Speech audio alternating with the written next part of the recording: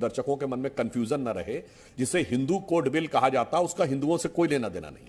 चूंकि नेहरू जी की सरकार जिस समय यह लाई तो उसकी यह हिम्मत नहीं थी कि मुस्लिमों के लिए लाए, तो इसलिए उन्होंने सिर्फ हिंदू समाज पे लागू किया, इसलिए इसका नाम हिंदू कोड बिल है। इसका हिंदू धर्म से कोई लेना देना नहीं है। और इस विषय का विस्तृत विवरण दीपक जी खुद नेहरू जी की जबानी में कोट करता हूं। 1956 में हंगरी के एक पत्रकार टिबोर मोंडे को नेहरू जी ने अपना विस्तृत इंटरव्यू दिया, जो उसने अपनी किताब Nehru's view India and the world, उसमें उन्होंने कॉमन सिविल कोड पर भी पूछा। तो नेहरू जी ने बड़े गर्व से बताया कि हमने अब हिंदुओं में दूसरी शादी को गैर कानूनी कर दिया है, जायदाद में विरासत के नियमों को निर्धारित कर दिया है। तो पत्रकार पूछता है मुस्लिमों के बारे में, तो यह नेहरू का शब्द है, उसमें अंग्रेजी में है, इसलिए मैं बोल रहा हूं, I can not dare to touch मुस्लिम।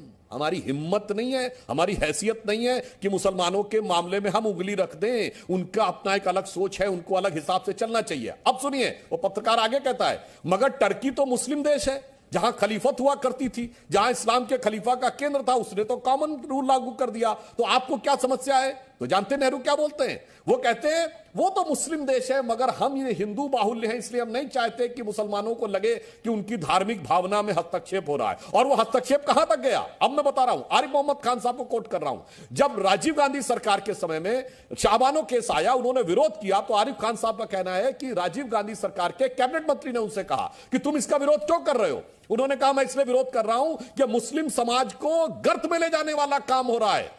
तो वो बोले, ये बकौर आरिफ साहब राजीव गांधी सरकार का कैबिनेट मिनिस्टर बोल रहा है कि मुसलमान अगर गटर में पड़े रहना चाहते तो तुम पड़े रहने दो, क्यों तुम उस चक्कर में पड़ रहे हो? बस वही मानसिकता, इसीलिए आज देश की सारी माइनॉरिटीज एक से बढ़कर एक प्रॉस्परस है।